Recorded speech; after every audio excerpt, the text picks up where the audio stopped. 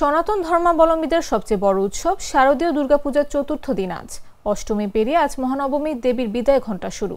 দশমীতে কৈলাসে ফিরে যাবেন দেবী দুর্গা। এদিন বিশেষ কোনো পর্ব না থাকলেও সকালে তর্পণে দুর্গার মহাস্নান হবে, ষোড়শ উপাচারে পূজা করা হবে। বুধবার নবমীর সন্ধ্যায় দেবী দুর্গার মহা আরতি করা হয়। মহানবমীতে বলিদান ও নবমী হোমের রীতি রয়েছে। এদিন 108টি নীলপদ্মে পূজা হবে দেবী দুর্গার। পূজা শেষে যথারীতি থাকবে অঞ্জলি নিবেদন ও প্রসাদ বিতরণ। নবমী তিথি শুরুই হয় সন্ধি পূজা দিয়ে। সন্ধি পূজা হয় অষ্টমী তিথির শেষ 24 মিনিট ও নবমীর সূচনার প্রথম 24 মিনিট জুড়ে। মূলত দেবী চামুণ্ডার পূজা হয় এই সময়। 108টি মাটির প্রদীপ জ্বালিয়ে ও 108টি পদ্মফুল নিবেদন করা হয় দেবীর চরণে। আর ঠিক এই কারণে পূজার মন্ত্রেও সে বিশেষত্ব উল্লেখ করা হয়েছে। মহানবরাত্রিতে দেবী দুর্গার আরাধনার অনেক গুরুত্ব রয়েছে। যদিও সারা বছর ধরে যে উৎসবের জন্য অপেক্ষা করা হয় তার বিদায় ঘণ্টা বাজিয়ে দেয় এই নবমী নিশি। তাই নবমী নিশিকে সবাই ধরে রাখতে আকুতি জানায়।